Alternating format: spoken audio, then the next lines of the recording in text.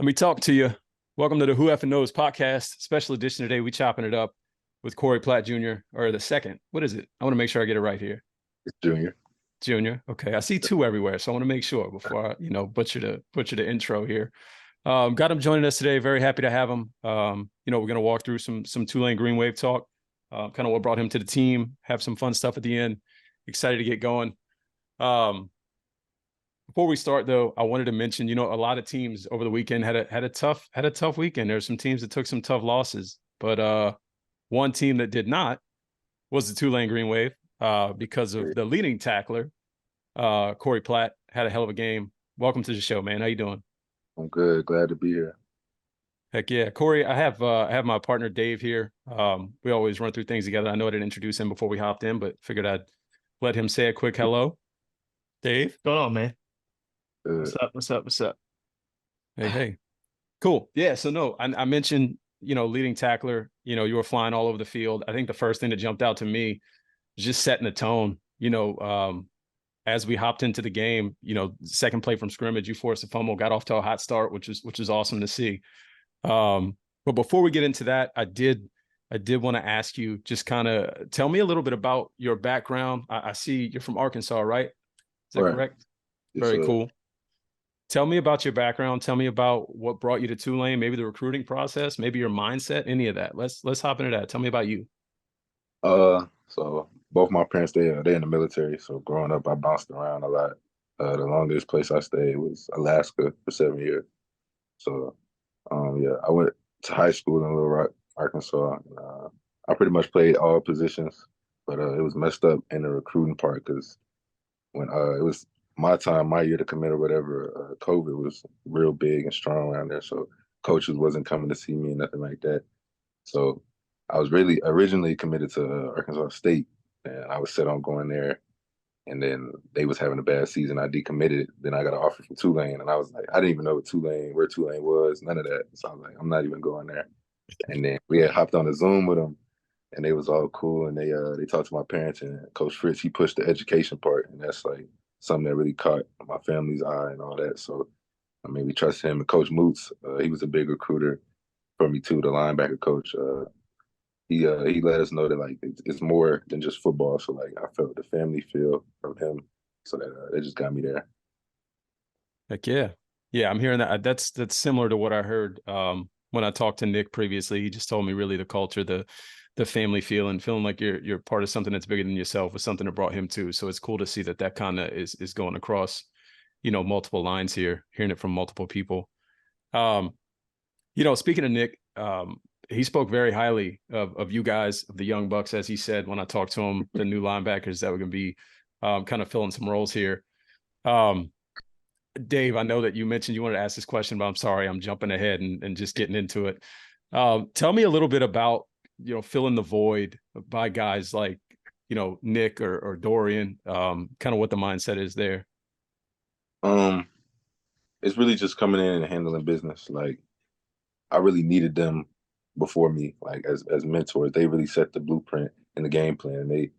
They're two different types of leaders. Nick's like he's a vocal leader. He's gonna get the team together, get the team going. And Dorian, he's a quiet leader, but he's gonna show work. So having them in front of me gave me the tools to be able to go in and fill that void as I was able to do this past game. So just having them is a lot of pressure, but like, we like pressure. We like that it makes the game fun. So Yeah, it ain't fun. The what is it? The successes wouldn't mean anything without the adversity. So yeah, that's always cool. You mentioned their leadership, stuff like that. What, who's kind of taken on those roles this year? Obviously, I know on the offensive side you have Sincere, you have Pratt, but on the defensive side, captain or not, who's someone that's really embraced the leadership role? One guy who stepped up this past summer was Pat Jenkins. He comes in every day, his head down working, and that's something, a guy that we all get behind, and he thrives in the games and practice and all that.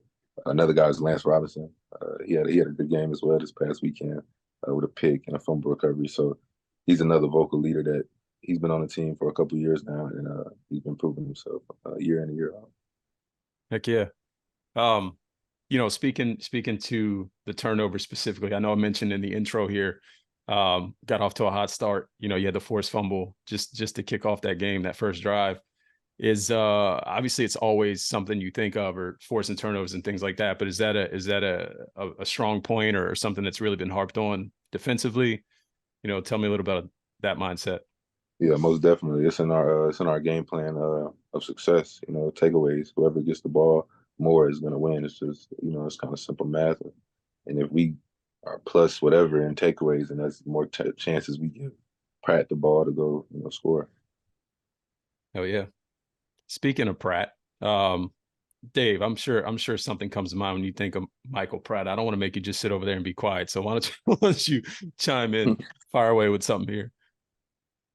Yeah, just we talked about the leaders on defense. Talk to me about his leadership, and he seems like a quiet guy on the camera, but seems like he'd be super competitive, behind the scenes, and we see him do that a little bit on the field after touchdowns.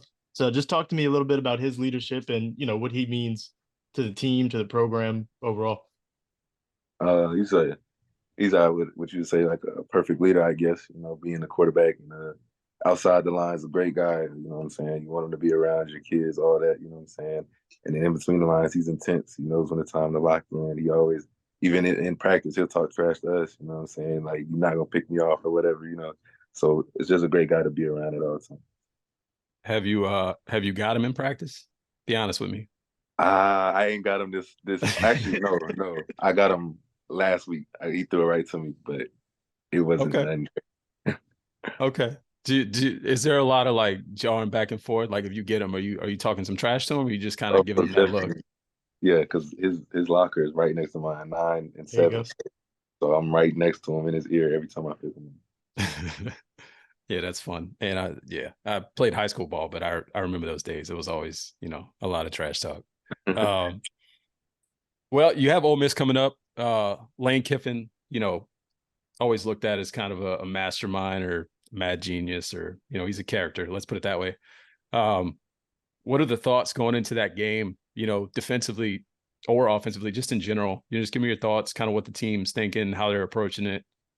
Run through it Like you without giving said, too much away. right?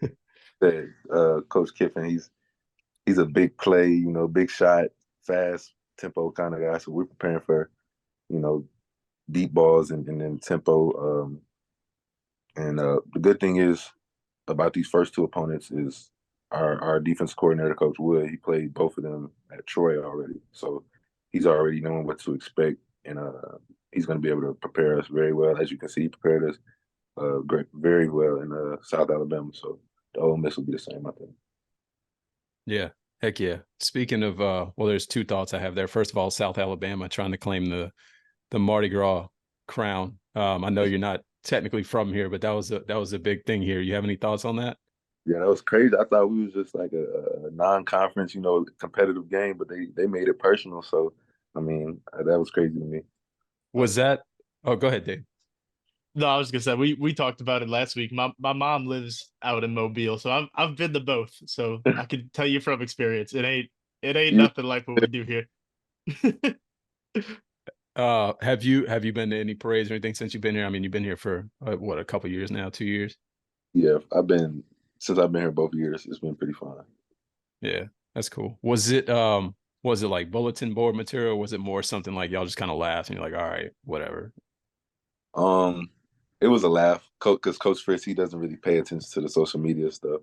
Now it was an interview where the quarterback, he was talking about us and he was like, it's just Tulane or whatever, and that was bulletin board material. So Yeah, heck yeah, I love that.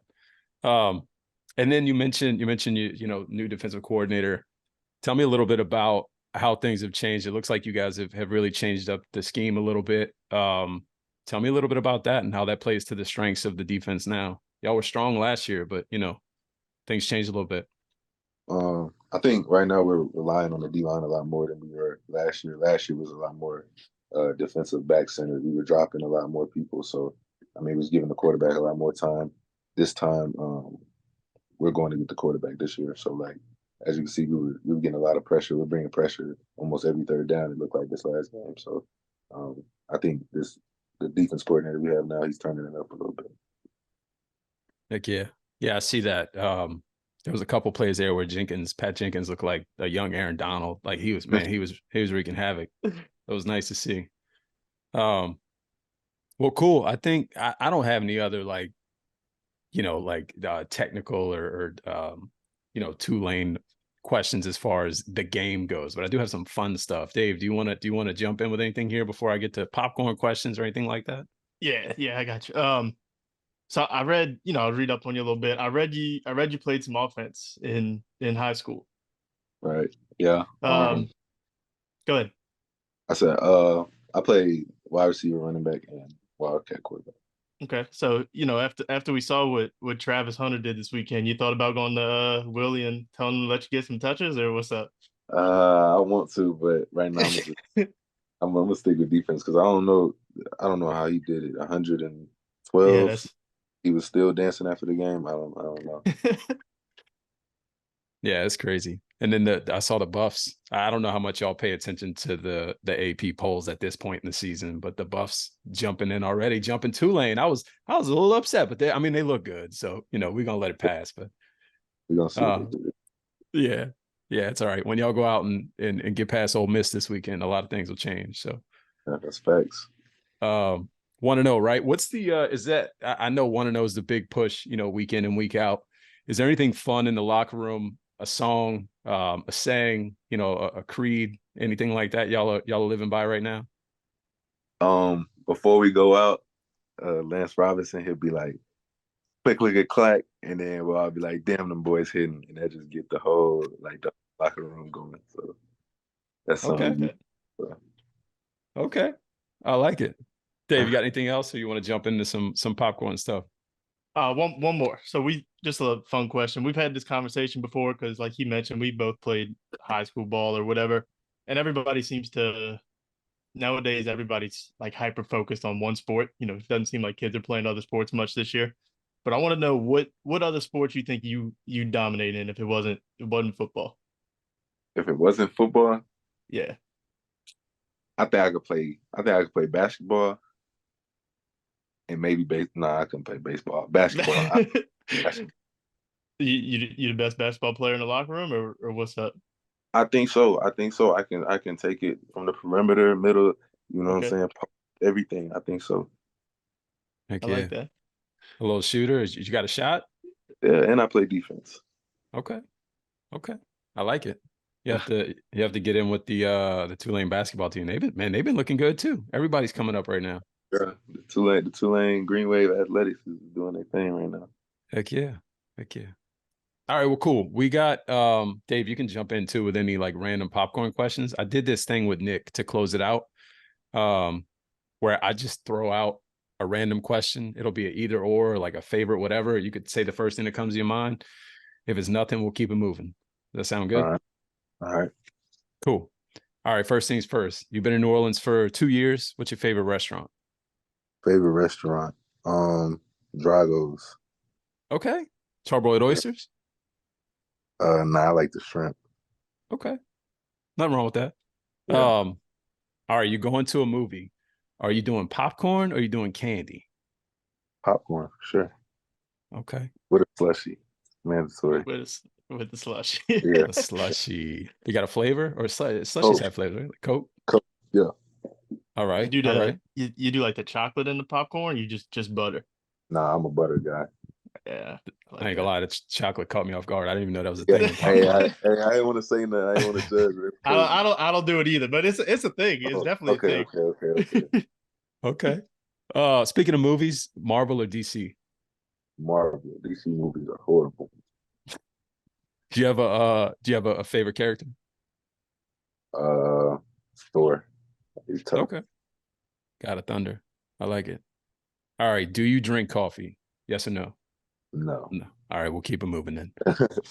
I asked Nick the same thing and I realized that not everybody drinks coffee and it's just a waste of a question. So we'll just move on. If you had to cook one meal, just, on your deathbed, or not deathbed, I don't know, whatever. If you had to cook a meal, what is it? Let me get shrimp Alfredo. Okay. Is that the meal you cooking for the date nights, or like when you're showing off for the? Yeah, most definitely, most definitely. Okay. All right, last one I got, and then Dave, if you got any, we'll do that. If not, we'll just close it out. Go-to karaoke song. Go-to karaoke. I Love You by Lenny Williams. Okay. Yeah, some old school, yeah.